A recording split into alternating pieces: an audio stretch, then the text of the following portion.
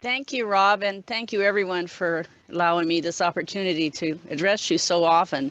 This morning I have two things on my mind and my heart. One is rain, and the other is the January 6th committee House investigation. And so first, the rain. In the spring, late spring of 1978, while hiking on the Pacific Crest Trail in the High Sierra, I experienced many days with rain showers. Not so much at night, but enough times in anticipation of all-night rain, we dug a trench around our small tent to encourage the water to go somewhere else than in our sleeping bags. It didn't always work, and waking in the middle of the night with soggy socks, a half-wet bag, and it was literally chilling to the bone. I was walking for adventure. I could have backed out, but yesterday as the rain poured down, I could only think of our homeless tenting neighbors who might right now have soggy socks, soggy bags, and maybe soggy everything. And even with the sun peeking out this morning, nowhere to dry it out. I found in a quick Google search that the human body can lose 25 to 30 times more heat when it's in contact with cold, wet objects than in dry conditions or with dry clothing. So while the rain keeps our region temperate, unveiling glorious green growth, it damages those living on the street with increased morbidity and shorter life expectancy. Until we have adequate housing, we need more plans to help in the rain, as well as the heat and the cold. So if you have ideas, would like to talk about what you're doing or what we might do more together, just let us know. And now about the January 6th hearings. It's a different kind of chilling to the bone, but as I watched and listened to the testimony and to the video evidence, I was shocked all over again and left feeling deeply angry and soul troubled, and more so knowing, as any Twitter follower would know, that the Fox channel on TV was not going to cover this news, but instead hosted a commercial-free tag team of commentators casting the hearings as boring Democratic propaganda. So what to do other than watch and worry about our democracy? Well, I got a little inspiration from early psychologist Carl Jung.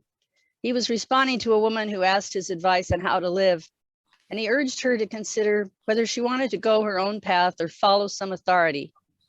He said, if you want to go your individual way, it's the way you make for yourself, which is never prescribed, which you do not know in advance, and which simply comes into being of itself when you put one foot in front of the other. If you always do the next thing that needs to be done, you will go most safely and sure-footedly along the path prescribed by your unconscious. If you do with conviction the next and most necessary thing, you're always doing something meaningful. So I invite you to greet this day with me, a day with a little sunshine, doing for rain or for national reckoning the next thing, the next best thing that needs to be done. So welcome to our open table where we welcome diverse perspectives on how we might work together to end homelessness. As we meet, just to remind you of a couple of our norms for reading together. If you're not speaking, we ask that you keep yourself on mute so we minimize background noise. And if you're doing other things, to stop your video as well, if that's something you're able to do. Excuse me. So we also have more focus on our time together. We also use the chat as a place for networking. If you're new to the coalition today, just know you can ask any questions there and people will be responding. We have a wide variety of resources in the room and people have often answered questions in unexpected ways. So, and we ask as you talk together that you think about the space you're taking or the space you're not taking. We have almost 50 people here today, and if everyone had a chance to speak as long as I have spoken, we would not be out of here for a while. So remind ourselves to be inviting others to speak and sharing our ideas in the chat if we've already spoken. I think I will stop there for today in terms of community norms and do others next week. So if there's somebody here who's new today, would like to say hello, just let us know if you're associated with a group or if you're just here to find out what we're doing. So you could unmute yourself or raise your hand. That's the other thing I forgot to say, is to raise your hand when you're wanting to be recognized. So sorry for forgetting that. Anyway, I'll stop now and see if some folks are new and would like to say hello.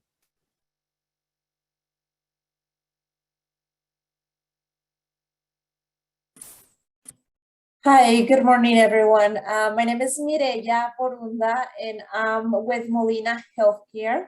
I just noticed that there's this meeting, and I was just wanted to listen in and learn more about the services. I'm here to support in any way I can, and I'm fairly new, so I'm just hearing and listening and making sure if there's an opportunity to support through Molina Healthcare. I'll make sure to volunteer. Thank you so Thank much you. thank you. Thank you, Maria. It's wonderful to have you with us, and there'll be lots of opportunities. So your work's really important. So thanks for coming. Hello, my name is Thomas Breitenbach. I'm from Beacon Health Options. So Beacon Health now has a housing program and also a homeless outreach program. And so we are the ASO for Pierce County. So we will hopefully want to be involved in addressing homelessness in our community. So I'm here to learn and to meet.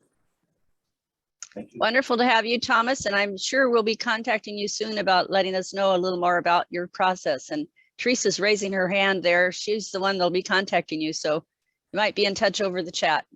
Great, thank you. Hi, my name is Brittany. I'm an RN and I'm taking a BSN course, and community health is a big part of that. And I was just here really to learn and see what kind of options are out there and learn more about what's going on. So thank you. Wonderful. Thank you for coming, Brittany, and we'll look forward to talking with you too.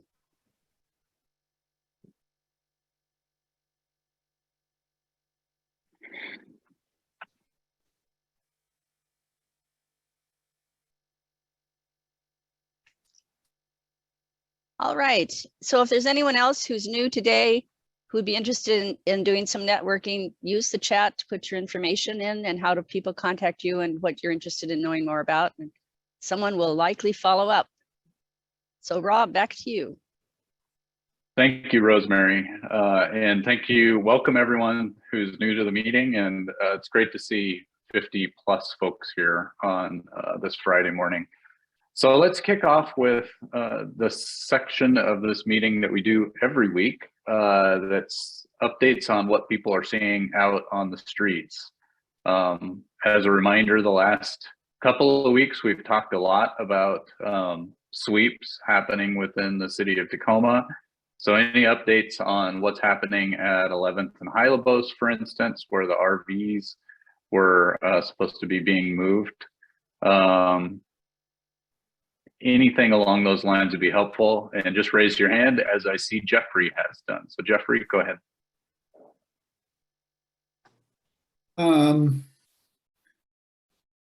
All I can say is the 34th and Pacific encampment is pretty much self-run. It's an experiment on their parts. They're learning the hard way sometimes how to manage their own camp. But they're doing well.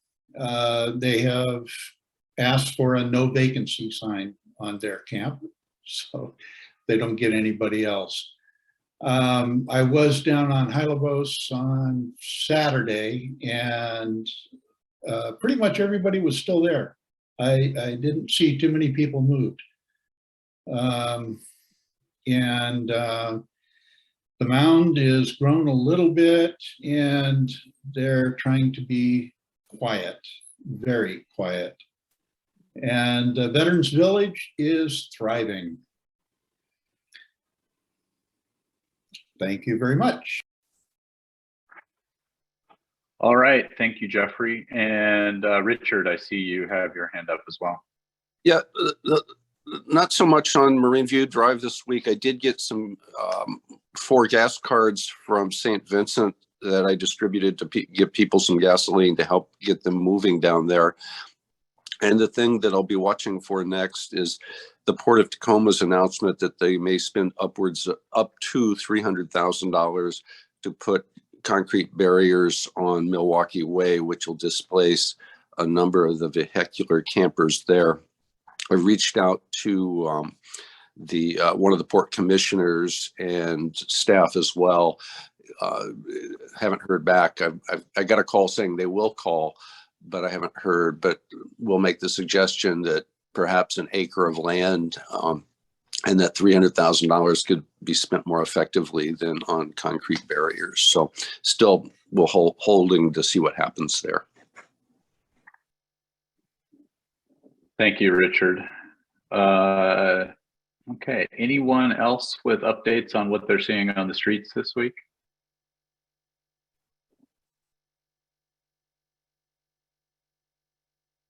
And Jeffrey, your hand's still up. There you go.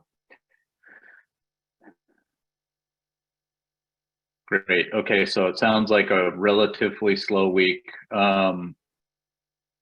Obviously, I'm very, I take to heart Rosemary's comments about how folks are sure to be quite wet out there today. So I'm sure if people have the ability to take dry socks and that kind of thing to folks they encounter on the street here over the next day or two, I'm sure that it'll be much appreciated.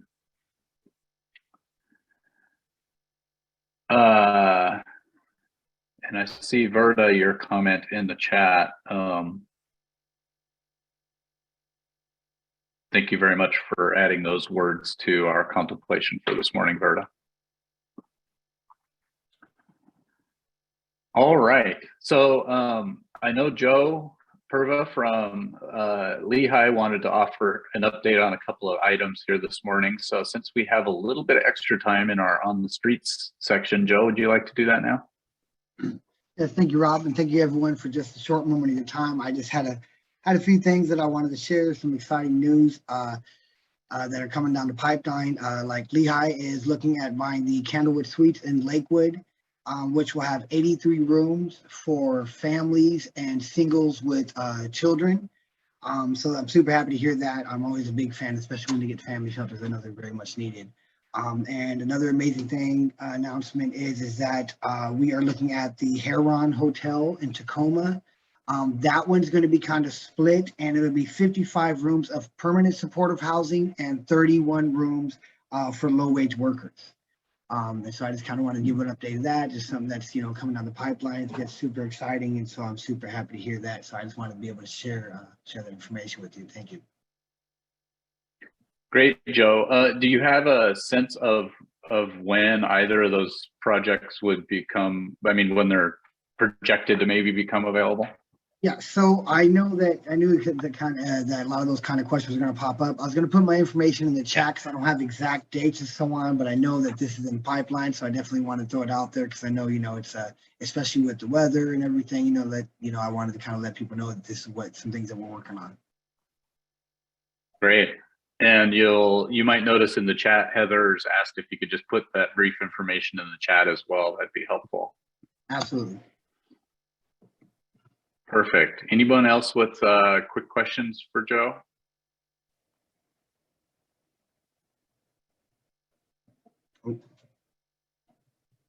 All right. Thanks for being here, Joe. Thanks for the update and the commitment to helping shelter and house people in our community. Absolutely. It's an honor. Thank you very much. All right. So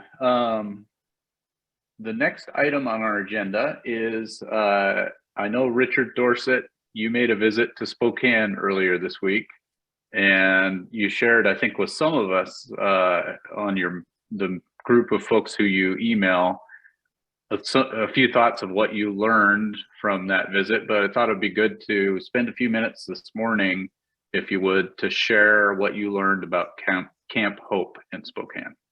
Sure, and some of the things I've done recently, most of what I've known about homelessness has been in Tacoma and Pierce County. So last month we headed down to San Diego, came back up to California and Oregon, visiting homeless encampments, meeting with advocates and finding out what was going on. So was able to experience what's happening in Los Angeles, Bakersfield, San Francisco, Sacramento, Medford, and onwards. But I learned about this encampment over in Spokane. I get the updates and notices now for the Spokane Coalition on Homelessness that I would commend to people. It's a way to see beyond just what we have here. And what I had hoped to do was expand my knowledge of what was going on out there. And so that was part of the purpose of my trip. But went on over to Spokane because what I had heard was that they had a very large encampment on State Department of Transportation property. And on the heels of the sweep at the 705 and being told that that's unavailable to do a permitted campground, I was wondering, well, what the heck is going on over in Spokane? So there's sort of some interesting history to it. I think it's pre-COVID. There was an encampment in Spokane that was swept, and it reestablished itself at City Hall in downtown Spokane. And that wasn't very popular. And then they resettled over on a piece of DOT property that had been acquired. Housing had been torn down, and then ultimately the freeway project that was going to go through that piece of property was not built. So there were some parcels. So this is the first, I would say it's a non-permitted, no barrier encampment that I've seen. And it's very interesting. It started out with a couple of hundred people, but their current census is just under 500, running 565 to 500, or 465 to 485 people. It's on a large square block. It has police presence on the perimeter. So there's none of the typical thing where derelict vehicles and drug dealing and other activity, that they've come down pretty hard on that. And so you're either in the property or it's kept clean of other activities going. It's not permitted. It's not a permitted, allowed encampment, but DOT has made the decision not to make everybody leave. So there's kind of an interesting arrangement going on there. It has, among other things, there's a road that goes to the middle of the encampment that's a fire lane, which is interesting. Yesterday, or Monday when we were there, rather, they brought in a couple of large, I think they're 3,000-gallon water containers that will be supplied twice a week by a local contractor. They wanted to go that route rather than having thousands of water bottles distributed around the facility. They've got a dozen porta potties. They have some sanitation, garbage pickup. We walked the perimeter and then through the encampment. This unsanctioned low barrier encampment is cleaner than pretty much any encampment that I've seen in Tacoma and Pierce County. They keep it clean. There's I wouldn't call it an office tent, but there's a place where they can store food. They have weekly visits with medical teams, COVID services. As I mentioned, the police presence. They have weekly pet care also that goes on. So it's quite a lot of stuff going on there in formally it's an unpermitted campground, but it works quite well, and it allows advocates to get in there, service providers to get in there and work with the people that are in the encampment. I think that the city, from what I hear over there, is keenly aware that were they to decide to shut this down, they would have roughly 500 people moving back into downtown to Spokane. So that I think they're reluctant to go that route.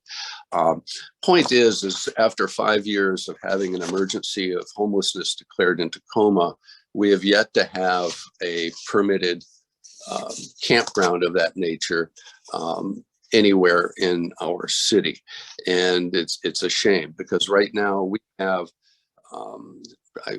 by my estimate, 300 to 400 people that have been displaced that are moving about.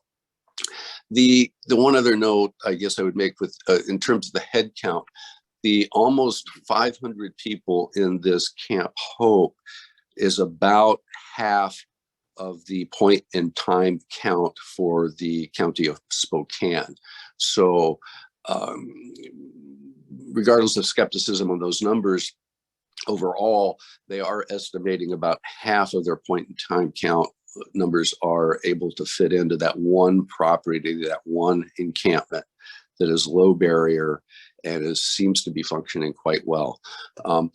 Finally, I guess too, if you check out the Spokane Coalition, I don't have the actual link in front of me, but Maurice Smith, who I get the regular information from out of Spokane, is also doing documentary work on Camp Hope and other interviews in Spokane if you want to know what's going on over in the Inland Empire. So that's kind of a quick wrap on what I saw and what I know, and kind of wish for that we'd have something similar for Tacoma Pierce County.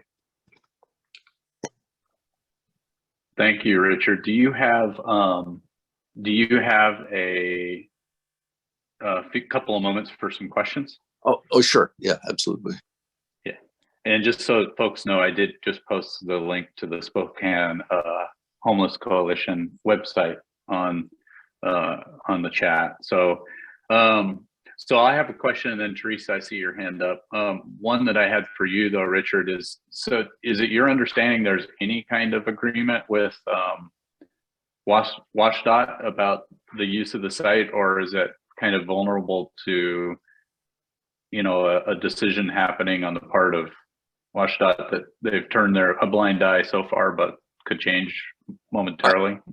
I think it's a blind eye and an informal. I don't think there's a formal agreement. I think it's informal. It could change.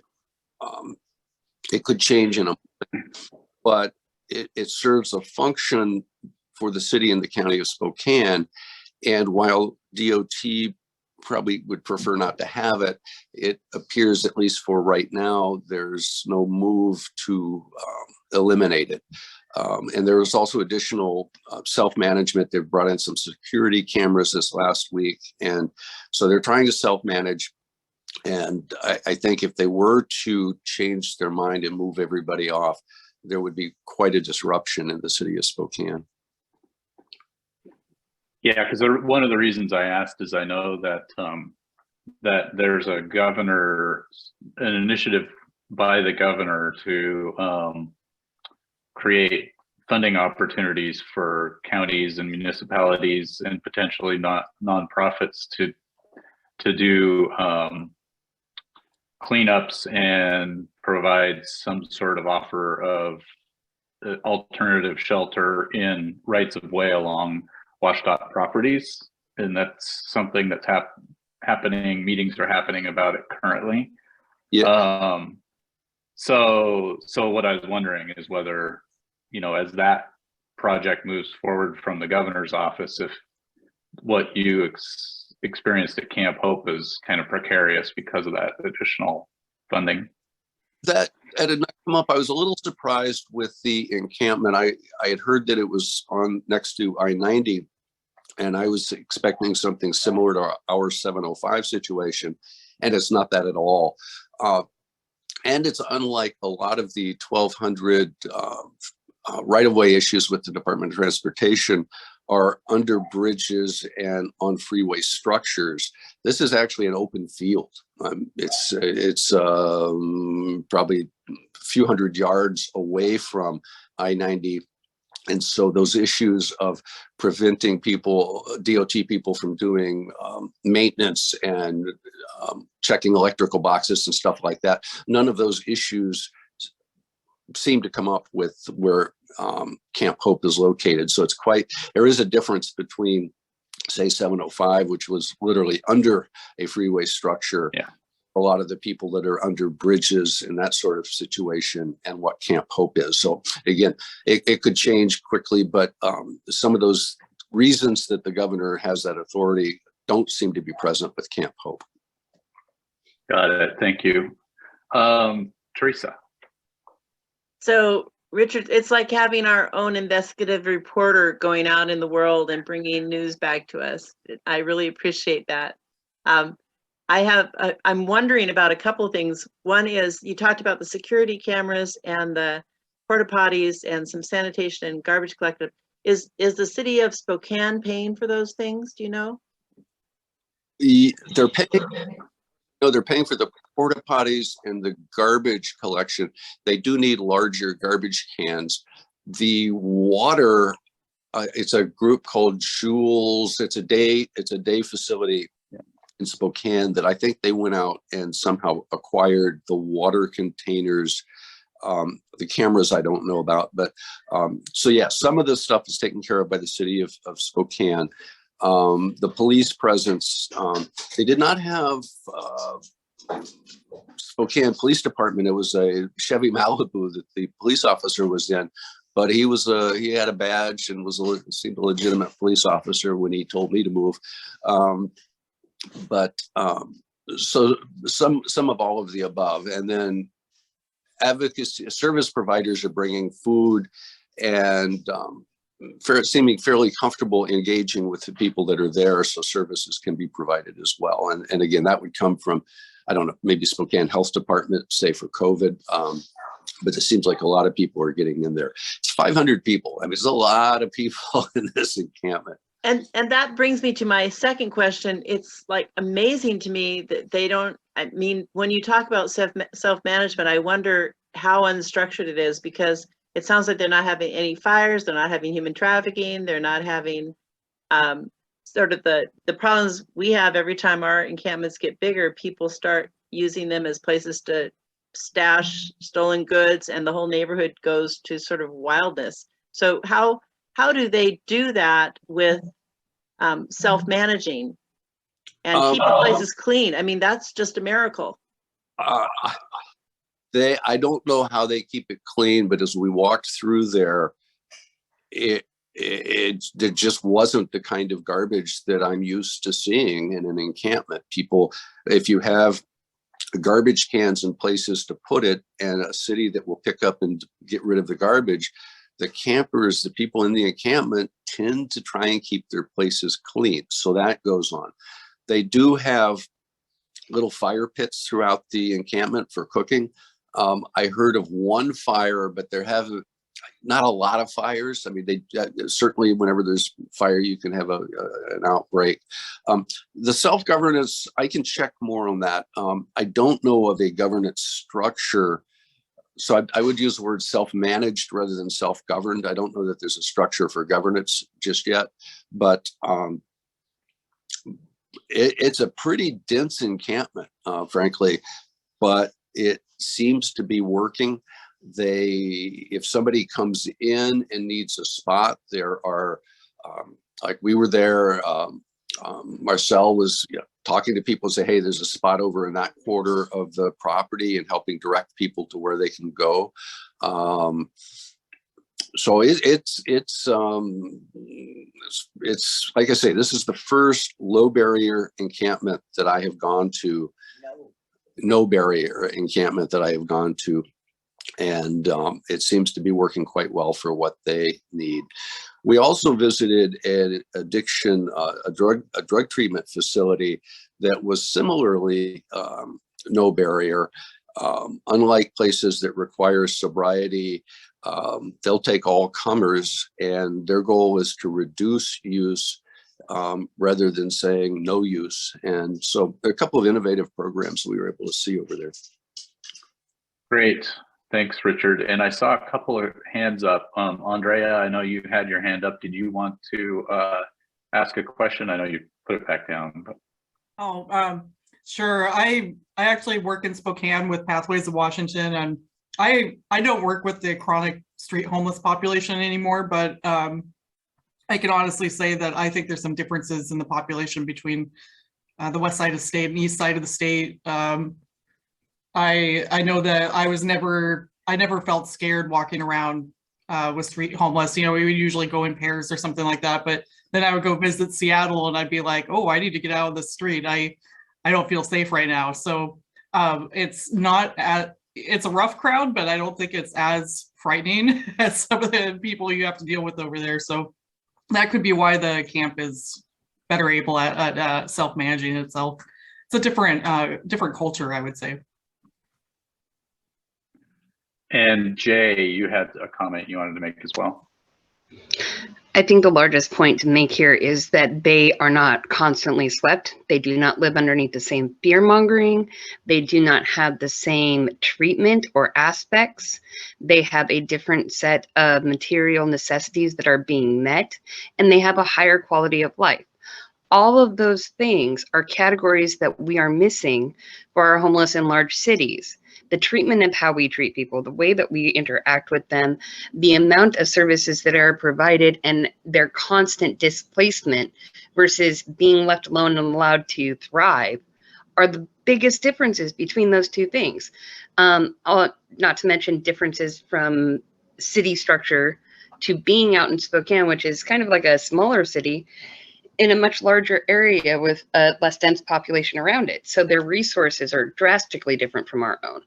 All of those things combined are going to create a completely different atmosphere that we could try to imitate, but we have to stop the sweeps. We have to stop the way that we're treating them, and we have to stop the community almost level of abuse towards the homeless action. Thank you, Jay, for that perspective. Well, I appreciate you sharing what you learned, Richard, and let's stay in touch. I know that Teresa brought up the idea of inviting some folks from the Spokane Coalition to participate in an upcoming meeting, and I think that's a great idea to hear their perspective on Camp Hope and what's happening in Spokane. So we can reach out. Good, thank you. Yeah, great.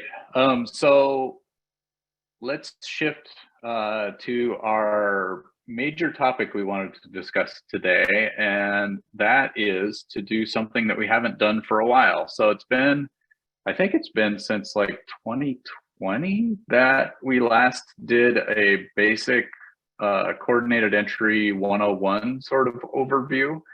And I think the last time it was done, Garrett did the overview, and he was not yet working for the county when that happened. So we thought it might be a good idea to talk about how coordinated entry works, especially for folks who haven't been with the coalition for that long. And Jenny Lorton from Inside Passages has offered to provide a kind of overview for folks. And so we thought we would open that opportunity. And then I know Carolyn Weiss has joined us as well, wanted to share some information at the end of the presentation. So I hand it over to you, Jenny. Good morning, everyone. Yeah, so I'm going to talk a little bit about coordinated entry, and then I also wanted to explain our referrals and matching process, because I think that that's always kind of a little bit of a mystery to everyone. How do people receive a referral for a subsidized housing program, rapid rehousing, permanent supportive housing? So my referrals and matching team is here as well to help take some questions as well. So I'm going to share my screen.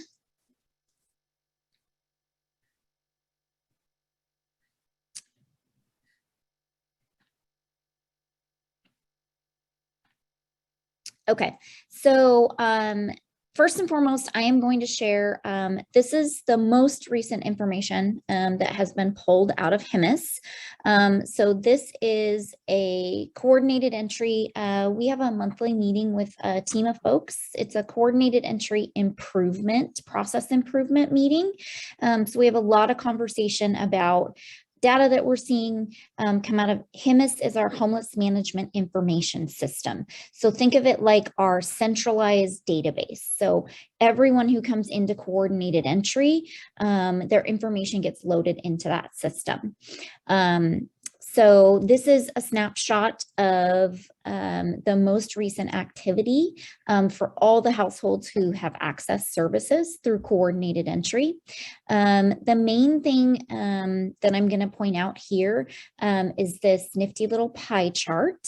What we are seeing is a shift in the system for those who are first-time homeless. We used to see a lot of activity here in the lighter color, which was people accessing the system multiple times.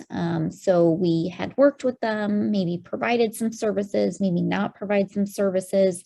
And so they would be coming back through the system multiple times. We've seen a huge shift here. You can see this is the larger part of the pie. It's the first time they've ever been homeless. And I certainly have some thoughts on that, but I'm sure you all do as well. And then you'll see the little scribble chart, as I'm going to call it, down here that shows new episodes by week. And so you'll see kind of the peaks and valleys there. You'll see that this goes down substantially here, and that could just be kind of a fluke, is what I'm going to say. It doesn't necessarily mean that we have less homelessness coming into the system, because that's not accurate. It just means that for whatever reason, there was a shortage of individuals or households coming into the system that given week. Or it could also mean that the data didn't get uploaded that week, and then the next week we're going to see it spike back up. This map over here is showing you where homeless households are saying that they stayed the night before they had their conversation. So you can see there's a large majority in Tacoma proper, which I think we all kind of understand. But we do have households scattered around the county. So there are those who are in our more outlying areas. And so it's really great when I sit in this meeting to hear folks that are in these outlying areas doing some of this really great work, because we do have households in all of those areas. Any questions on that before I move on to the next piece?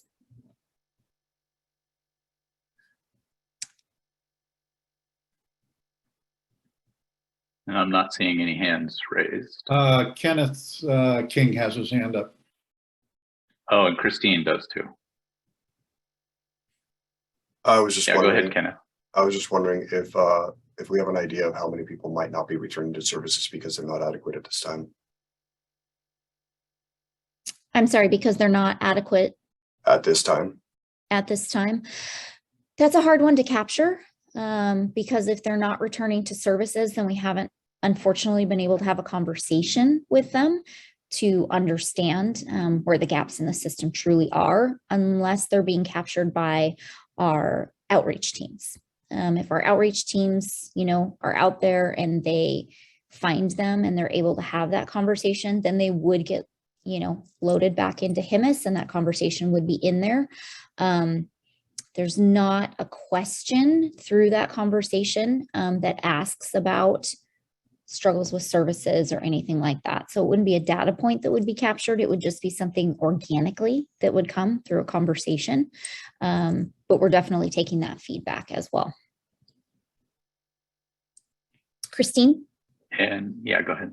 Yeah, thank you, Jenny. I'm so happy to have this information. This is really helpful. So I'm just wondering about the whole database system. Like, where is that housed and who manages it, and all that piece? The county. So the county manages HIMIS, and they are the ones responsible for the database, the administration of it, issuing licenses to all of us who have access to the system, and doing the training on how to utilize it, all of that, the county. Thank you. Sure.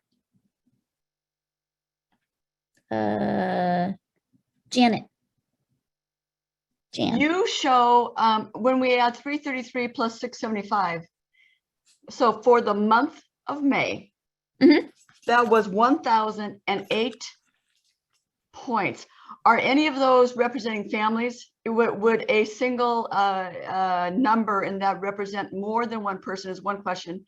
And the other question is, of the 1,008, does that represent the entire number of folks, persons experiencing homelessness that touched the HIMIS system that month? You are correct. Yes, it is going to represent families. The data that we track is based on head of household. So The head of household is one of those numbers. And then one of those numbers could be, to your point, a family of, say, 5, right? So it's not the number of heartbeats that have come into the system. Jay. I actually have 2 questions that are kind of along the same lines. One, we have all been, there have been a lot of groups questioning how many people have been incarcerated that become homeless. Is that information in the system? And likewise, is the information in the system of how many people have been blocked from services because of behaviors or rejection from a site because of negative incident, so that we can see how many people aren't allowed at a certain place or how many places a person can no longer go to, blocking them from services besides just, I don't want to go there or they're inappropriate for me, but also them not allowed to be back because of behavior and otherwise or incident. So let me answer your first question. Those coming out of incarceration, there are a couple of questions that are asked during that coordinated entry conversation. We call it a creative conversation.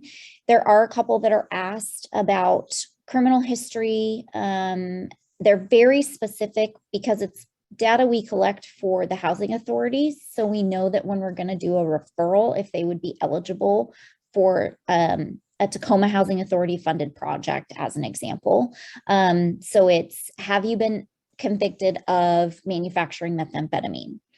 Have you been convicted of a sex offense? So they're pretty specific questions, not necessarily, are you transitioning out of institution?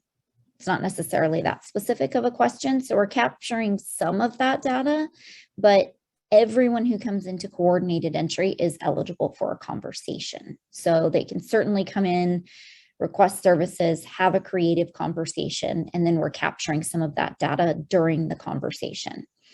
The second piece is block from services. As an example, I think you're asking, like, have they been banned from a shelter, for an example? That is not necessarily logged in HIMIS, so all of us in the system wouldn't see that. But for an example, my navigators at Inside Passages, if we want to try and connect someone over to Nativity House and they've been banned from services, it's a phone call we have to make, and that's kept with the shelter. So the shelter will say, we need to just make sure that they're able to come to us, right? And the shelter would have to look it up within their internal system to know. Did that answer your question? It did. Thank you. You're welcome. Teresa. This is a follow-up question to Jay's question. I understood that basically the first conversation that people were during that time, if they didn't have a diversion, I'm trying to use your language, that if they didn't have a creative solution that wasn't about being involved with coordinated entry, that you worked on a priority list. And I understood that one of those things was about being institutionalized, that was considered one of those barriers to receiving housing. Am I reading that wrong? So that's kind of the next thing I want to go into with all of you, is what that process flow looks like through the system. So that's the next piece that I want to show everyone. I'm actually not going to pull up the next slide. I'm just going to talk you through it. So when an individual or a household wants to, access services, they are going to access a coordinated entry point. So you can come to pchomeless.org, which you're all familiar with, to access this meeting. In the green top toolbar, there is coordinated entry locations. You can go there and you can direct people to any of these coordinated entry sites, or they can call 211. When they call 211, 211 will do a quick screening with them to make sure that they're eligible for services. And then 211 can schedule a coordinated entry appointment for them. Or on the flip side of that, they can go to any of these physical locations that are listed here. There's quite a few, as you can see. or if they end up having contact with one of our outreach teams, the outreach teams can also do that conversation. So the conversation happens. It's a pretty extensive conversation. It's about an hour to an hour and a half. So it's very in-depth, very thorough. The CE specialist is going to walk through what their current situation is, what their previous history with homelessness is. They're going to collect their general demographic information, and they're going to talk about some of the things that all of you have just referenced, previous institution information, criminal history information. All of those things are considered barriers within our system. They're going to initially have a conversation about diversion. If the household believes that they have a divertible solution, which would be diverting them out of our homeless system, what that means is, do they need just a one-time financial assistance to build their own housing solution? For an example, yeah, I have an aunt who lives in Montana, and she says that I can live with her, but I don't have any way to get there. That is a divertible solution. We can pay for a bus ticket to put them on a bus to get to Montana, and they now are housed. That's a wonderful solution, right? Or yeah, I've actually found someone who will rent to me, but I don't have any way to pay my security deposit. Great, we can pay your security deposit and we can help you get into that housing. That's a divertible solution. The coordinated entry specialist will work directly with them on working through that process, obtaining that money, getting the check cut out to the landlord, whoever that needs to be, and they've been diverted. They go into diversion. If there are no solutions in that arena, then they go on to the priority pool. They go onto the priority pool for 90 days. And during that 90 days, ultimately, they end up on the prioritization list. The prioritization list is where my referrals team comes in. That is where they have the opportunity to be selected for one of the subsidized housing openings, rapid rehousing, permanent supportive housing, those types of things. I will tell you, as of today, there are over 2,000 households on that list. We do not have enough openings to support all of those households. So that's also where my navigation team comes in, right? We are going to work with the households to see if we can find other housing solutions, come up with other creative ideas, connect them to other funding sources, do all of those things and work through plans with those households. Now, like I said earlier to Jan's question, when I say over 2,000, that is one line, meaning that's the head of household. So some of those, many of those are families, right? So one of those lines may be a household of 3, or it may be a household of 8, right? So that's not the number of heartbeats in our system who are requesting services. So that sounds very daunting, but what I will tell you is we try to focus on the positive. There are openings from our housing programs coming through every single day. So the quicker we can place those households, the quicker we can support more and more and more households. So the way that prioritization list works is it's dynamic, meaning it moves every day because there's people coming into our system and people moving out of our system. So a household that may be number 5 today may be number 20 tomorrow, or they may be number 5 today and they move up to number 1 tomorrow, because that prioritization list works on, they are prioritized based on their barriers. So as I mentioned, that conversation is so thorough and in depth that the barriers that they are giving us the information on is how they are prioritized. So we are truly supporting the highest barrier and the most vulnerable households in placing them in those referrals and those housing openings. They go onto the priority pool for 90 days, as I mentioned. If nothing happens in 90 days, They just need to contact their CE specialist, and a CE specialist goes through their conversation with them. They ensure that nothing has changed. They update anything that has, and then they put them on the priority pool for another 90 days. So they can continue on that list. Rob, I saw you wave your hand. Yeah, just Andrea has a question, has her Yes. hand raised for a while now. Yeah, we have staff in Tacoma that have been calling 211 and trying to schedule those appointments, and we're always told that we have to go stand in line at Associated Ministries, and we know that that's probably a really long wait, but you know, we have no idea. My staff are supposed to spend an hour with people a week, and they can't wait hours in line.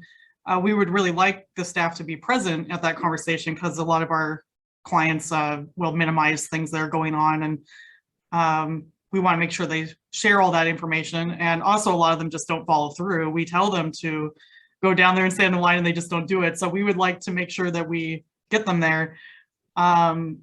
So I guess we're trying to figure out, how do we schedule these appointments, because we keep being told that we can't. Yeah, so that is a known challenge with the system right now, is getting through on 211. 211 is working to address that. They've implemented a callback system where if you call and call and call and call and you can't get through, there's a mechanism that says you can dial in your number and we'll call you back. That has not rolled out as successfully as they had hoped. So they're working on that as well. What I would suggest is you can directly reach out to either Associated Ministries or to Catholic Community Services. They are the two largest coordinated entry providers in the county. You'll see there's a few others on this list, but they're the largest team of CE specialists. You can reach out directly to either one of those and express your challenges and see if you can. If you have a lot of clients that you need to get through, you know, and into coordinated entry, express your challenges and see if you can set up a direct partnership with them. And then you would be able to do a warm handoff of your clients directly to one of their team leads. And then you would kind of have that direct relationship to say, hey, I've got this client, can I get them scheduled with their team leads? And then you would kind of have that relationship built. That would be my suggestion. That's how I'm able to work at Inside Passages. I've established that relationship because I have so many people that come to me who haven't had their CE conversation. And so I've developed those relationships and I'm able to do that. Thank you. You're welcome. Yeah. Rob. Yeah, another question from the chat from Nicole is, does a person have to be homeless or at least at risk of being homeless to meet with coordinated entry? Nicole has had clients who are at risk, and 211 says they don't qualify for a meeting. That is correct. To qualify for a CE conversation, you need to be homeless for 1 night in Pierce County. And currently homeless, correct? I will throw in that we have $2 million that's going into an upcoming rental assistance NOFA this summer that is going to allow people in category 2 and 3, which is basically at risk of homelessness, to have access to basically diversion-like services. Case management and temporary financial assistance, much like diversion, but for at risk. So that's something that should be coming online this fall, if not sooner. So that's a known problem, and we've got a small amount of resources going into that. And I think we'll see how inadequate that probably is, but it gets us going at least. Yeah. Yes. Thank you for adding that, Garrett. We're all very excited, even though it, to your point, is a small amount. It's a step in the right direction. And I will also add, there is another kind of caveat to that. If a household is actively fleeing a domestic violence situation, they also qualify for services. So that's an additional layer there. And we work with a lot of households who are actively fleeing DV. So keep that in mind as well. If any of you connect with a household who is actively fleeing, they would also qualify, and they need to be connected to coordinated entry right away. So just a couple of other data points then to share with you.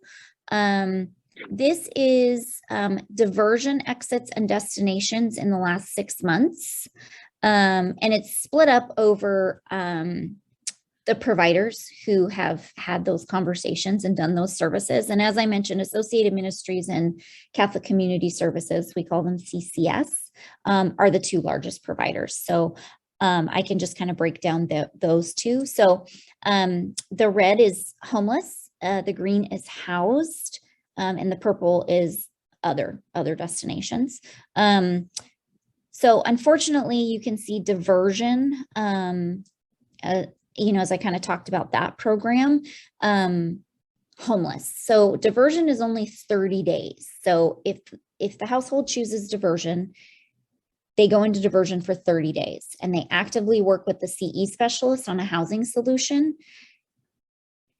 At the end of 30 days, they have to go somewhere. They can roll over into the priority pool, but when they're exited in HIMIS, our database, they have to be given a destination. If they're still homeless, then that's why these numbers look the way that they do. They would go into the priority pool at that point, right?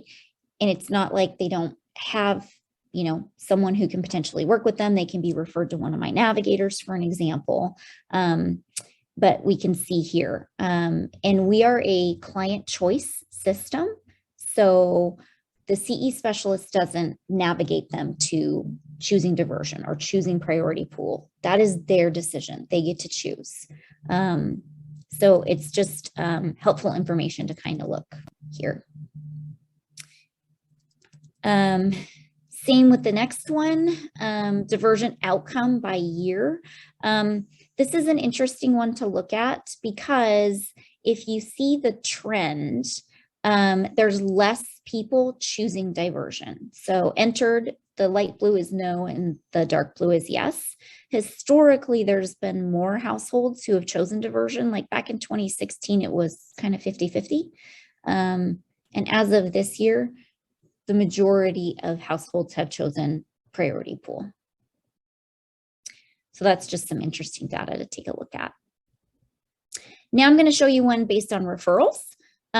So this is everyone who has entered our system versus the number of referrals received. So this is a good one to take a look at because this is how many housing programs have had openings that we've been able to fill versus everybody, you know, coming into our system. So you'll see there was a slight dip in May. I expect that to go up for June.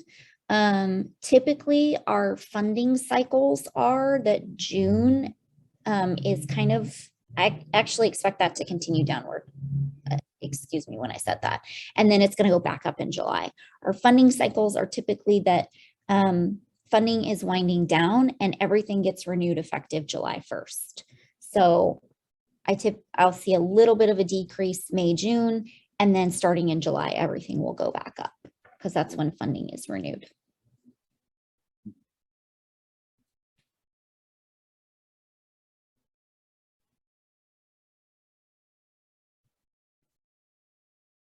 So if that's helpful at all to anybody. I see questions. Ryan, I think your hand was up first.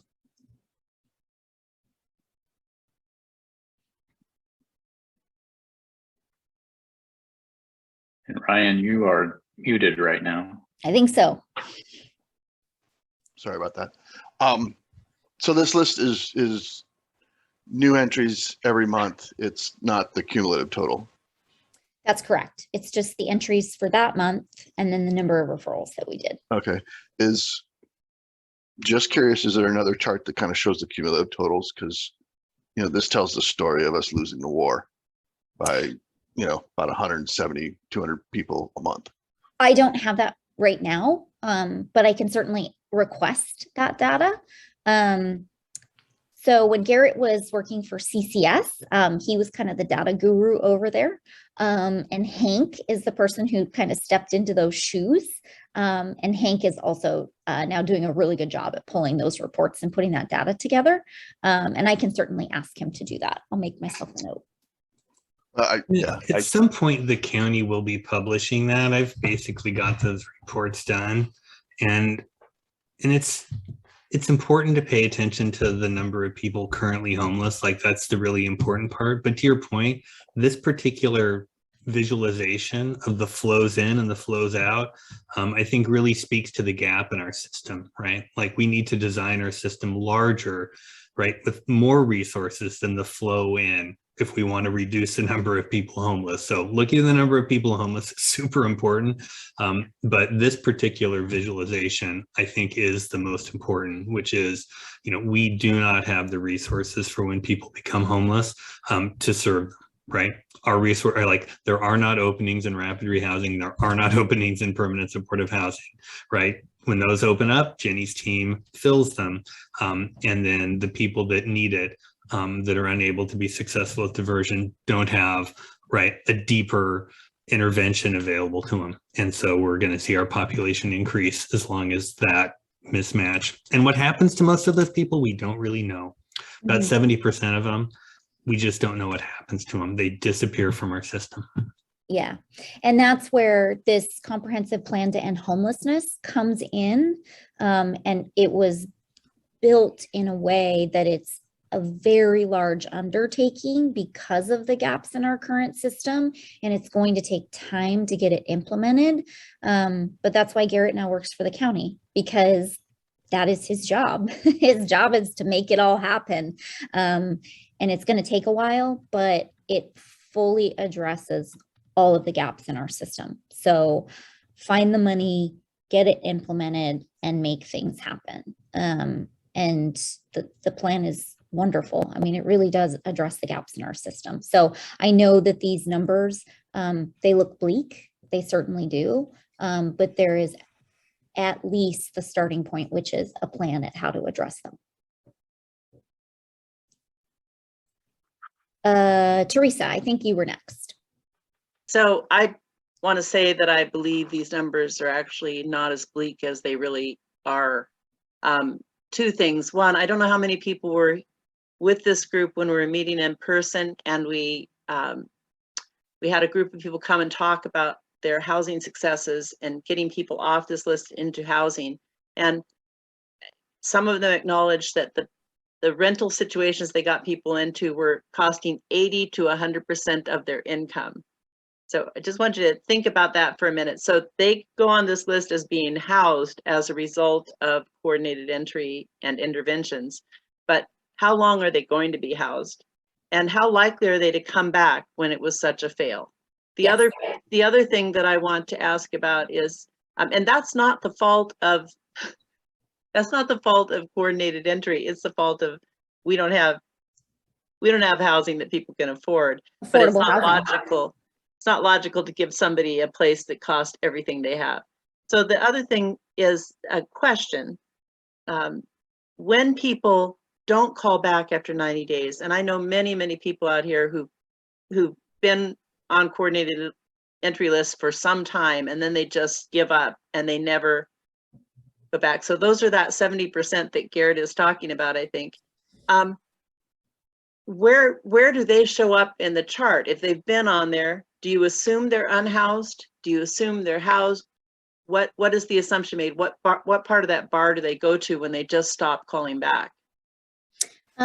So the exit date, when they're entered, that exit date gets entered automatically.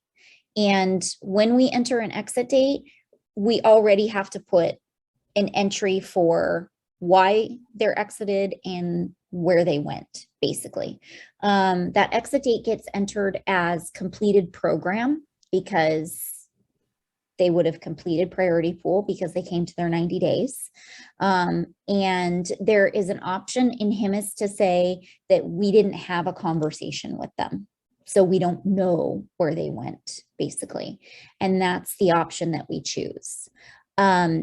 Here's what I can tell you about those people. If they don't, those households, if they don't interact with us and they just fall off the priority pool, that's a place where my team comes in.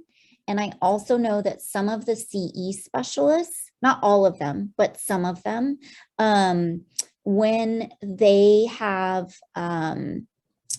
additional time in their day, which is not very frequently, but when they do, there's a report that we can pull in HIMIS that shows us those exit dates. And they will go through and look at, okay, this person is coming up to exit, and they'll outreach. It doesn't catch everybody. It doesn't.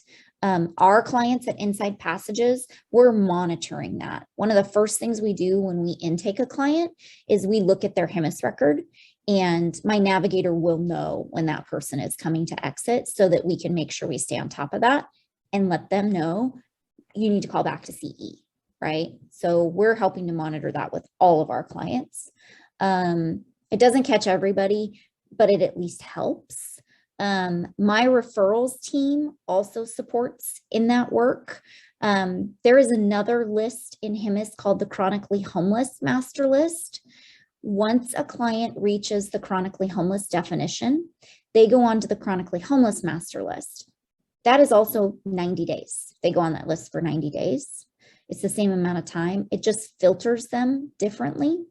For an example, when we're looking at referrals or pulling for housing, things like that, my referrals team is monitoring that list and people falling off of that list. That population is a little bit harder to keep engaged with the system. So we're doing that outreach with that list of folks. So if you lose track of someone and you can't make contact with them, you make the assumption that they're still homeless and they're not going to show up. So they would show up in that band of they exited to homelessness. Yes. That was my question. Okay. Mm-hmm. Yep. Yeah. And just as an add for everyone here to know, when my referrals team pulls a client for a housing referral, we only have 2 days to fill that housing referral before we have to send it to the housing provider. But in that 2 days, my team are absolute rock stars. I'm just going to tell you all, we do everything we possibly can to locate that client. If we can't call them, if we can't reach them by phone or email or any of the traditional methods, we dig into their HIMIS record and see, are they currently at a shelter? Have they interacted with outreach? Do they have a case manager? We reach out to everyone and anyone. We cast a very wide net to try and locate them. I mean, and I can tell you some real success stories about, outreach, going out and finding the person and then telling us, I located them, I know where they are, tell me what I need to do. We do everything we possibly can to ensure that that individual or that household does not lose out on that housing opportunity.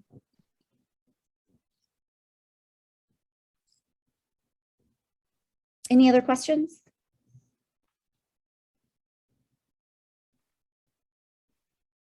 Awesome. I hope this was helpful and kind of took away maybe some of the mystery of kind of what happens when a household kind of flows through the system and how the referrals process works as well. Great. Thanks, Great. everybody.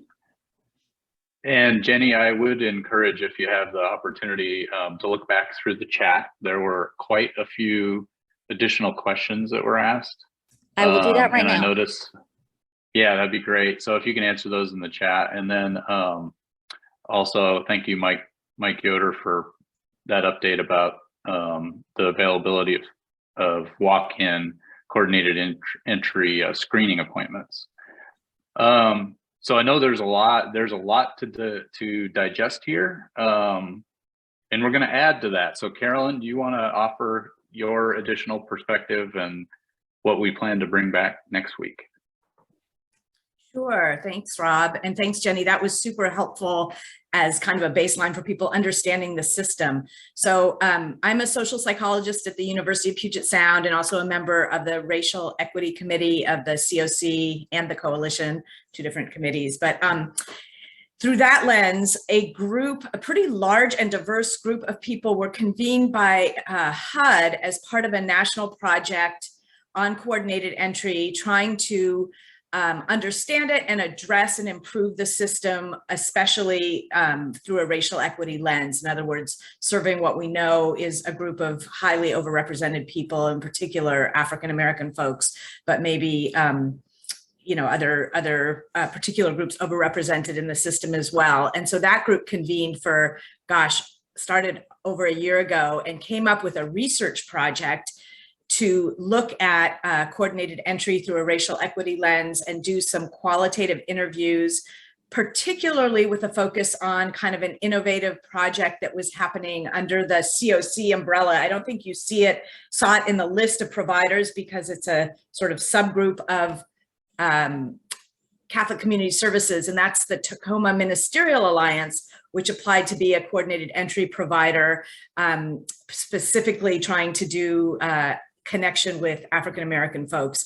And so we have some qualitative data that helps understand people's kind of lived experience with the system more generally, and we think hopefully would provide insights on trying to improve the system in a climate where, again, Jenny kind of described it really well. It's a system where a lot of people experience barriers and are frustrated and have very long wait times to get into housing. And so next week, Mike Craw and I will present a little bit about that project and the data, and we'll appreciate your all insights and questions then. And I'm happy to answer any questions now, but I hope that was good. Yeah, Jan, you had a question? Dr. Weiss, always a pleasure to see you. I'm wondering if the reduced rate of using diversion is associated with the lack of network support that might be available for folks who would have been able to use a bus ticket to get to Montana. In other words, does Aunt Sally in Montana herself suffer from increasing poverty so she can't take on another person in the house? So I wouldn't think that the reduced rate of diversion means that there aren't folks who could use it. I'm wondering if diversion itself has fewer possibilities to get folks out of homelessness. Well, one thing I would point to, it's a great question. I think that's always the case, that the networks of financial support are limited, which is one reason people are homeless. And the Spark report, which is now 5 years old or so, has a name for what you're describing: network impoverishment. And I think the key, because clearly that's, if there was help to be had, it would be there. But the key is that network impoverishment as a barrier is probably overrepresented in communities of color because of the wealth gaps in the US. And so I think that's one thing. We don't, the qualitative data doesn't speak to that directly, but that Spark report actually, which also did both qualitative and quantitative analyses, definitely points to that locally. I'm not quite sure geographically how that fits in. So thanks. And Jay, one more question from you. I'm sorry that I keep on harassing people today. No problem. So I have always had this question. We have a bunch of people at top that have this one point of view and they use qualitative data, and then you have people that are actually living the experience and going through these things. And there seems to be a huge gap between the understanding of a lived experience situation and the quantitative data that is mined from the top about experience the situation. How much information are you gathering or getting from people with lived experience? And how much of an impact is that data from individuals affecting your information and output? So two things, because you're right on about those of us in privileged positions to do this kind of work often have not experienced homelessness, nor am I a person of color. But I will say intentionally, one of the reasons this project took so long is our very first objective was to make sure the research team was super diverse and included people with lived experience in how we envisioned the project and wrote the interview questions. And then I think I see Gerald Daniels on the call. The Brotherhood Rise Center was the partner who actually did the interviews. Oh, hey, Gerald. And it was great. And then we had this broader network kind of helping to interpret things. So that's one way we kind of address the challenges you're saying. And then another thing that makes the project unique, even though it's a very small sample and not representative of everyone experiencing homelessness, they all identified as Black and were heads of households. And so that is the data, qualitative data, not quantitative. And I think there's a lot to learn from the quantitative as well as the qualitative, but we're doing our best because I think you're absolutely right. There's kind of an insider view, and it's important to make sure those voices not only are understood, but are also in the spaces where they're helping to make sense of the data and make decisions about how to use it. So thanks for that question. Well, I want to thank everybody for the very rich content today, and look forward to continuing this conversation next week. I see, Alfred, that you have your hand up. If you have the ability, could you drop your question in the chat? The reason that I ask is because we have gone well over on our agenda, and I want to make sure that we have an opportunity to get to a couple other things on our agenda before we wrap up. But I do hope that if people have additional questions, they can drop them in the chat. And I know that this is a topic that's near and dear to all of us, and one of the challenges that our community and so many communities have to overcome is the lack of resources and the challenges to go through the process. So thank you, Carolyn. Thank you, Jenny, for such rich content this morning, and for everyone for being so engaged. So let's move to our government updates. And this section actually will probably be relatively quick today because City of Tacoma, I don't believe, has a representative on today's call. Caleb is not here. Anyone else from the City of Tacoma who wanted to share anything? Okay. And I also do not see, let's see, I don't think Jeff was going to be here either from the county. So I don't know if anyone else from Pierce County Human Services is on the call and wanted to offer an update today. I just had a quick announcement that the Unified Regional Approach request for proposals has been extended by 2 weeks. So it had a due date of June 10th. So that's looking for a consultant to lead the kind of community effort to design what our kind of unified regional approach to homelessness, regional meaning Pierce County. So our Pierce County approach, how do we bring, all of the groups that are stakeholders together to build a coherent system? So that's due on the 24th. So if you know consulting firms that have expertise in that area, they have a little bit more time to put a proposal together. I'll drop the location of that request for proposal in the chat. Great, thanks, Garrett. And yeah, I've got one more. Richard. I've got one more. Go ahead. And Tuesday, I think at noon at the county study session, there's going to be a conversation and presentation by county staff around the severe weather work that they're doing to put, hopefully, a plan together to respond to the warm weather and cold weather in the next year. So that's a discussion. That's not an opportunity for public comment. It's the study session. So it's really county council getting updated by the county staff. So I'll put a link to that as well. Thank you, Garrett. You read my mind because that was what I was going to mention. So I also did not see Valerie on today's list of attendees. So I don't think we have an update on Pierce County rental assistance. However, Jenny is here from the Tacoma Pierce County Health Department. What can you tell us, Jenny? Good morning, everyone. Hi. Glad to be here as always. It sounds like there might be some new folks. I probably should introduce myself. My name is Jenny Sheppy, and I work in the Communicable Disease Division at Tacoma Pierce County Health Department, TPCHD.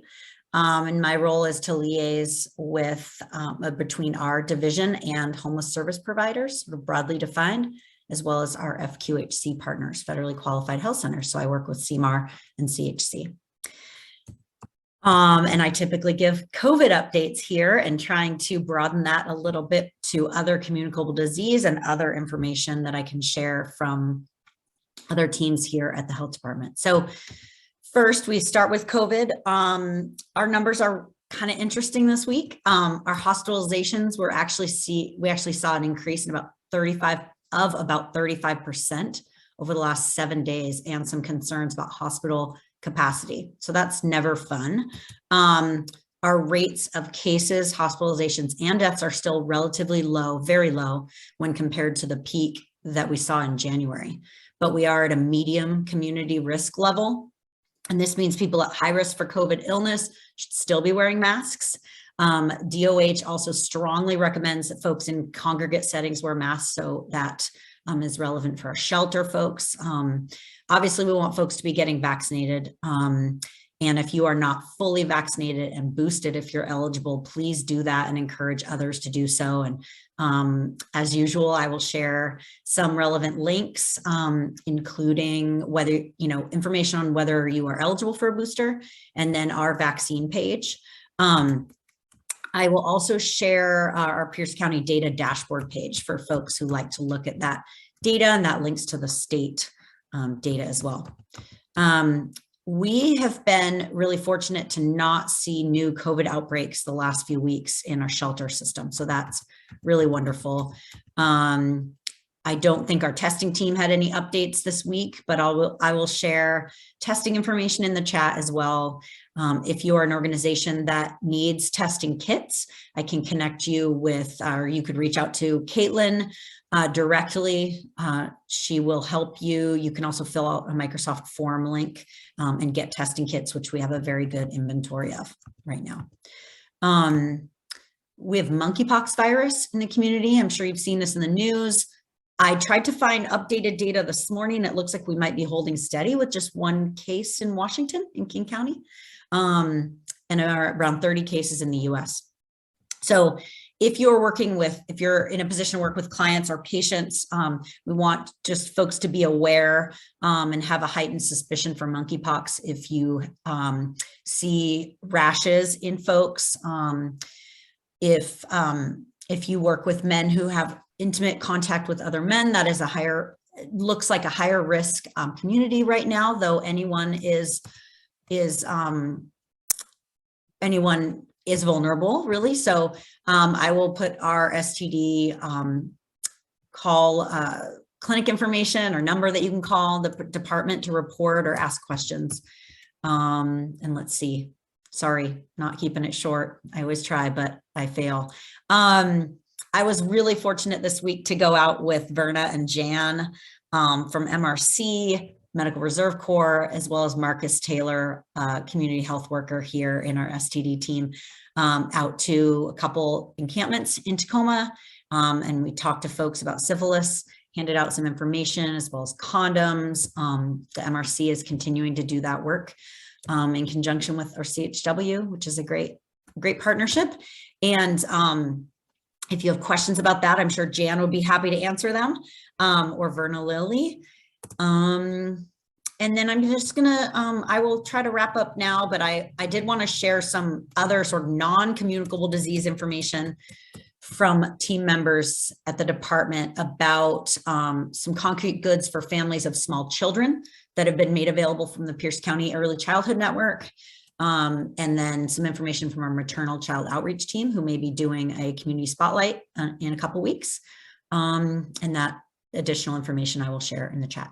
Are there any questions or comments for me? Well, thanks, Jay. Just thank you. Shared the link for more free tests. That's a great resource. So thank you, Jay, for sharing that.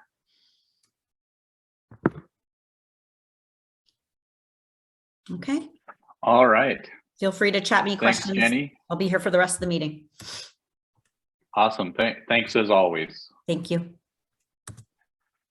So because of the deep dive we did into coordinated entry this morning, we used up all of our time. So I think what we will do is shift our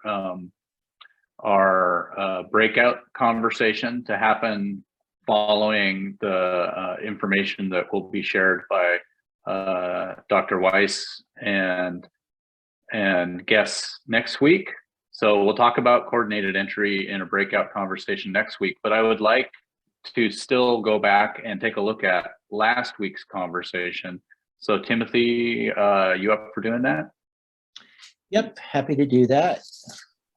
Great, I will put it on screen here. Cool, and after I'm done talking, I'll drop the document in chat so it's easy for people to download if they're interested in that.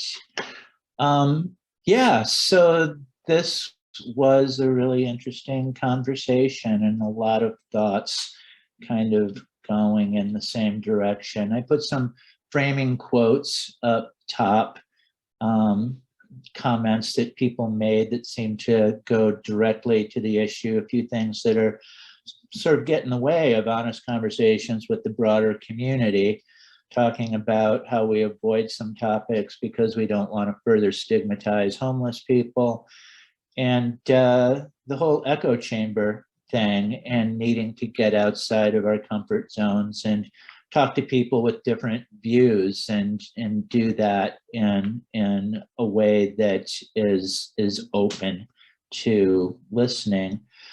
There were a lot of comments about how public conversation on street homelessness, and I do want to stress that that's really what we're talking about here is conversations about street homelessness and the public debate around that, that people have less patience with it than they did a year ago. Frustration about use of public funds and perceptions of effectiveness and lack of progress. A lot of conflation of crime and homelessness, and you know, seeing a lot of victim blaming going on out in the community. And people talking about how when these conversations arise, our tendency is to freeze and deflect rather than kind of get into a direct conversation, and people feeling like we need better tools to be able to have those conversations and be on message with those conversations. Long list of potential actions that could be taken. I'll try to quickly summarize. A number of people talked about a social media work group and appreciation for the role of Teresa and Lori, who have been really kind of carrying the burden for this work and doing a lot of great stuff, and recognition that, you know, this is just a couple of people and that that we could use more energy in that work. Also a recognition that the coalition already has a lot of good messaging that's been developed that could perhaps be more effectively pushed out. Some talk about needing an elevator speech. Again, that goes back to the kind of coordinated messaging that people are hoping for so that we can be publicly more on the same page and how we talk about that. A lot of people talking about the links between homelessness and trauma, that there needs to be more public understanding about that and messages of compassion and, you know, what we're up against. People talked about how some of the larger agencies have a lot of contacts and a lot of access to the broader public through, you know, their social media and contacts lists, and perhaps there's some potential to partner with them to push out messaging. Discussion about the importance of equity messaging and the many routes into homelessness, and the need for more storytelling, because, you know, people can relate to individual struggles often better than they can the, you know, sort of broader just numbers and statistical picture and that sort of thing. There's a list at the end of kind of miscellaneous observations that didn't obviously fit into any particular category.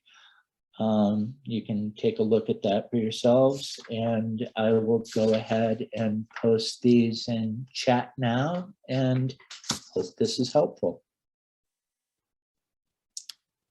And yes, it's definitely helpful. And thank you for these summaries. I don't think we can say enough about how you take all of what people say and coalesce it into something that is even more digestible and meaningful. So thank you. Appreciate that. Thank you. All right. So let's see what we have left on our agenda with our final 29 minutes. Actually, we'd prefer to wrap this up around 10:50 if possible. So very briefly, I will offer an advocacy update.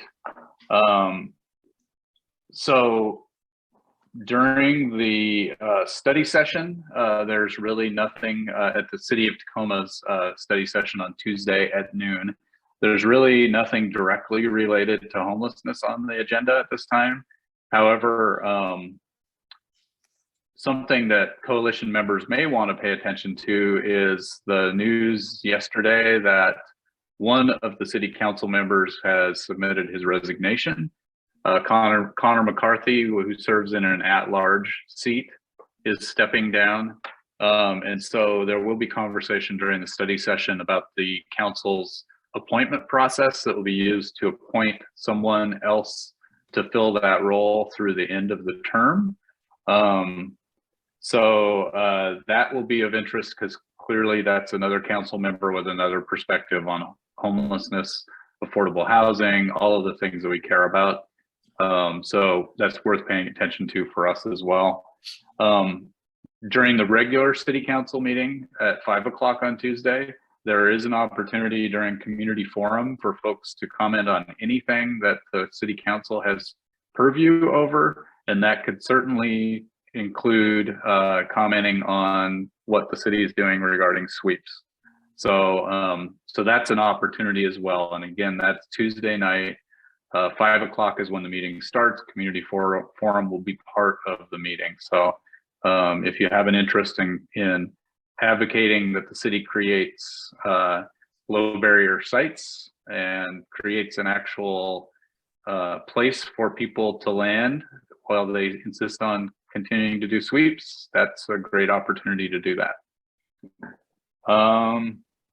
So that is it for advocacy. I know that Garrett already mentioned and provided the link to the meeting of the Pierce County Council study session on Tuesday, where we all could tune in and listen to what the county human services staff have planned regarding inclement weather and those who are currently homeless.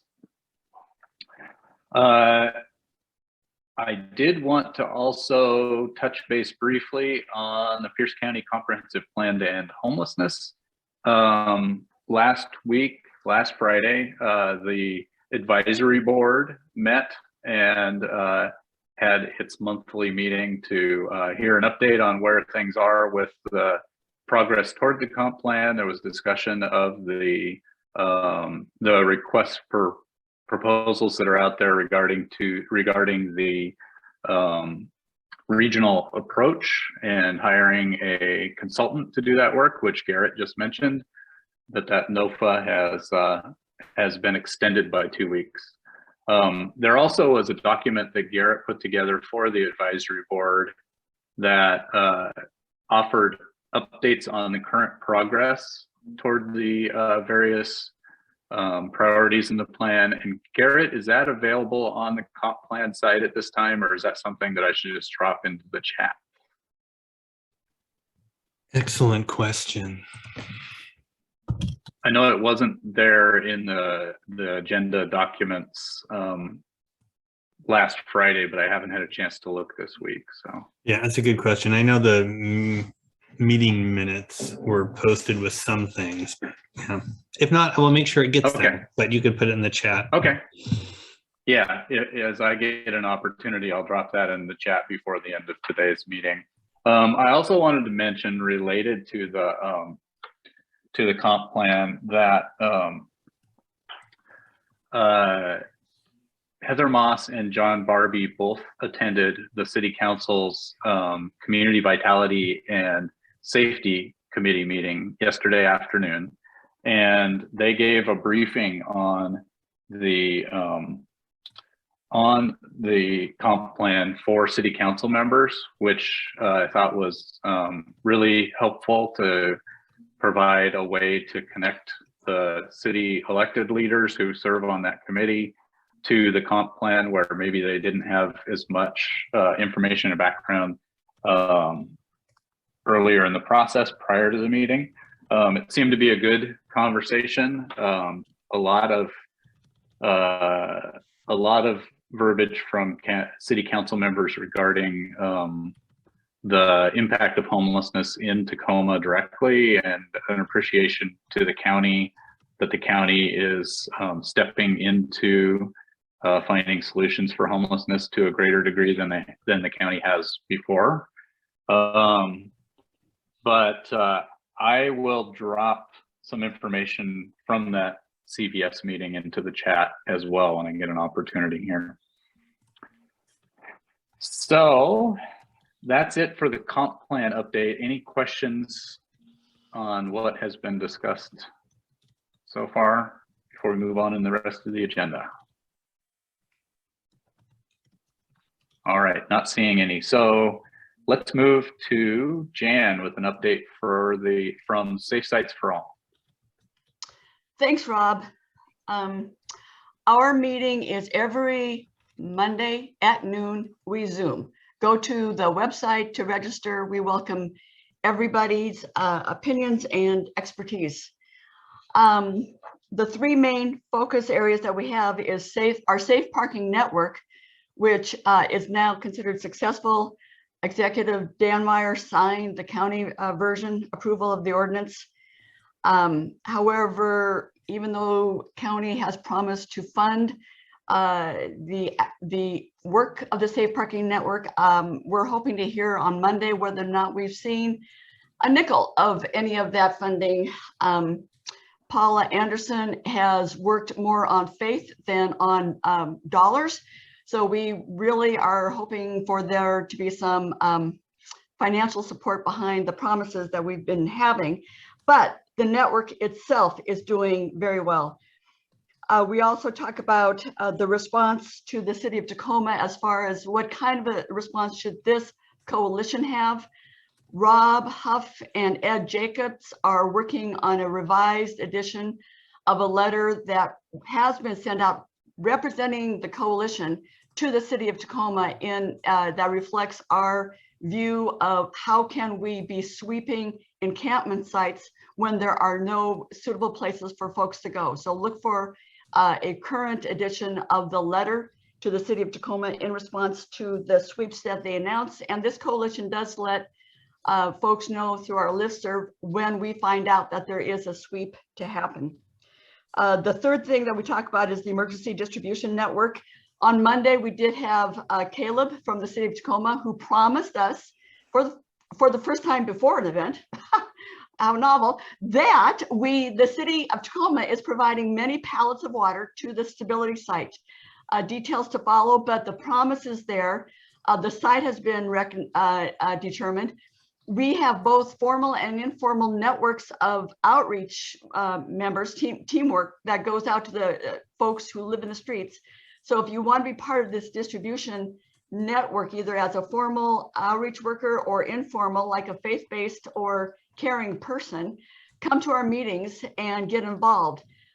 However, all I'm hearing from the county is that they will present to the county on Tuesday. We really would like the county to show up at these meetings or some other acceptable site, because if the city is upping their provision of supplies, would that not reduce the burden on the county that we would be asking for as far as similar supplies? So we're working on a distribution site, distribution networks of workers, and funding for the supplies that will be needed to serve those who will be hit the hardest when inclement weather comes, which may be as early as next week. So again, join us on Monday at noon on our Zoom address. Thank you, Jan. And there's also a moment here for any other coalition committee updates. Yeah, Rosemary. So all I have today are dates next week when two groups are meeting. The governance work group will meet on Thursday, the 16th at 9 in the morning. We need to get that up on the website yet for anyone who might be interested. Last week, you may remember we affirmed a new statement of our mission. This week, we'll be working on a statement about what it means to represent the coalition and how we want to be sure we encourage diverse voices, but don't have people speaking for a whole group unless that's been approved. So we'll be working on that on Thursday. And then at Thursday afternoon at 3, from 3 to 4 is the monthly meeting of the Race and Equity Committee. And that needs to be also posted so you can see it if you're interested in helping us determine what we could do next. And we may have some responses to what Carolyn's project is. I'm not sure if she can come, but if not, then we'll talk about that at our next meeting. But we'd love to have more people join us. So those are the two meetings coming up next week. Thank you, Rosemary. And I will get those posted to the PC Homeless website here right after this meeting.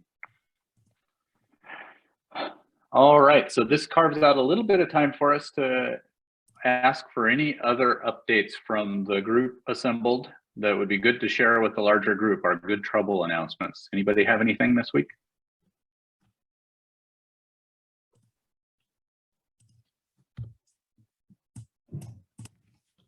All right, I'm not hearing anything. Oh, I see Jeffrey waving his hand.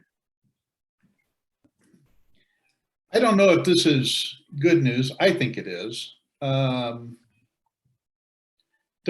and Pacific self-managing group have told people to leave when they've caused problems and brought the police in. A no vacancy sign on their site. They're really working hard to try to manage their own site without interference. And I applaud their efforts. It's hard and it's difficult, but it can be done. And so I believe they're an example of what can be done over a period of time. Thank you all and have a good weekend. Thanks, Jeffrey. And anyone else with items that are just for the good of the order, or if you have a success story to share? Yeah, Teresa. I saw that that Richard posted the thing about FOB, but that was actually, we were required to respond to that. So it was, it's not really open to everyone. That's my understanding. Is anyone else understanding it differently? RSVP, that's my understanding. So they had a limited number of spaces and they RSVP'd them. So, but that is still to say, it's a great thing to go out there. They're very welcoming some other time to visit the site and see what's going on there. Great. Thanks for that. Anyone else with items for the good of order? Yeah, Cece. I have something cool to share. to start the weekend. We just housed a young woman yesterday morning who's been living in her car for 2.5 years. And she worked really hard to get all her documents together, which is not easy ever. And she wants to get mental health counseling. She wants to get substance abuse treatment. And now that she's housed, she can do it. And it's a combination of everybody on this call, everyone who works for the homeless, we all did it. So this belongs to all of us, okay?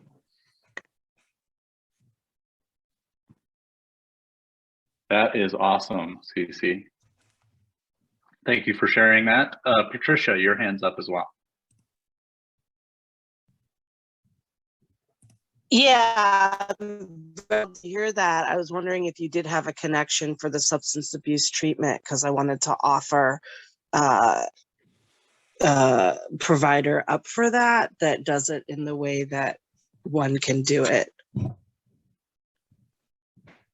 I'm just gonna say like ideal options. I don't know what the treatment plan is, but that's sort of an example of when people get housed, they do want to get clean and sober.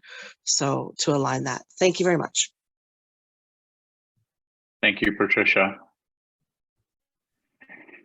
Yes, it's a great opportunity for a new start, and I really appreciate hearing that about those opportunities, and that's why we carved out the time in the meeting to go ahead and celebrate those success stories in the community. So do be thinking as we're going through the next week of great news stories that we can share at next Friday's meeting.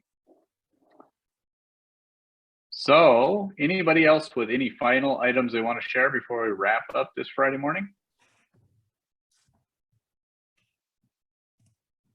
All right. Well, I want to thank everybody for being here. And yes, thank you, Michael, for the reminder about Project Homeless Connect coming up in Fife on June 24th.